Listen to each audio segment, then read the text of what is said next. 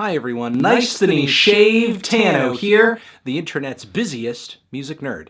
And it's time for a review of the new King Gizzard and the Lizard Wizard album, Gumboot Soup. This is the last of 5 albums that the Australian psych band promised us in 2017, releasing just before the year was over. And all those records last year, it was a pretty wild ride. It went from microtonal tuning to some very snazzy elevator jazz, to a record that fits into, I don't know, I could only call the genre post-audiobook. Now the band is settling down at the final leg of this 5-album run with a record that isn't quite as strictly conceptual or as thematic as the 4 that preceded it. Gumboot Soup's 11 tracks, truth be told, are pretty all over the place. Anyone who's been following the band's work up until this point are going to catch at least a few moments of deja vu on this thing, like the very serene and pretty vibraphones and jazzy percussion on the track Last Oasis, which sounds like it could have been a cut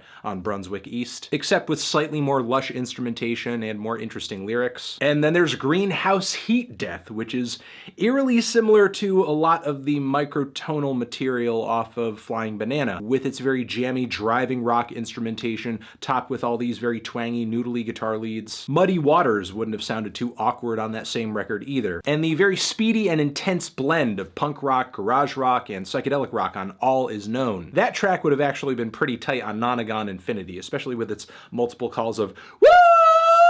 It's kind of their thing on the album. Given how much material the Giz has put out before 2017 and how much material they put out in 2017, you gotta expect the band is gonna tread at least a little bit of water here. However, the buffet-style approach the band takes to the track list on this thing leads to some very refreshing and novel moments too. The song Beginner's Luck is a very warm and welcoming piece of psychedelic pop, vivid lyrics, pronounced drum fills, some very nice keyboards too that are kind of drony, kind of blissful. The track is just a touch of Beatles worship, I would say, but kind of has a quirk all its own. Then toward the end of the record, we have the very serene but groovy Sleeping In. The instrumentation is incredibly mystical and intoxicating. It makes my head bob, but also my eyes close. I love the hushed, intimate vocals on this thing, and easily it's one of the stronger tunes on the album too. The Great Chain of Being is probably the heaviest song King Gizzard has ever recorded, the band's real first major foray into pretty much stoner metal and sludge metal. The song is heavy as hell, the production is great,